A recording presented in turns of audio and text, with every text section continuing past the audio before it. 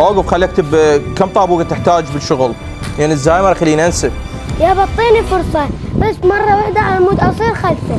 واذا وقع البناء على العالم راح نخسر فصل البناء والناس اللي ماتوا. هاي الورقه وين راحت؟ فيها معلومات الشغل كليته، شو راح نبني؟ يابا روح ارتاح اشوفك شلون انا حافظ وفاهم الشغل كله.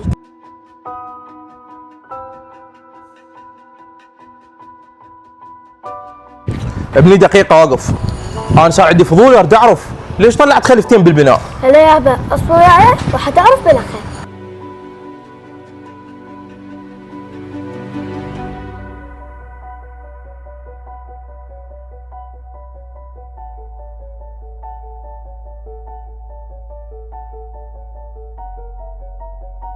انا بس اريد اعرف شلون قدرت تكمل بسرعه وبنفس السعر؟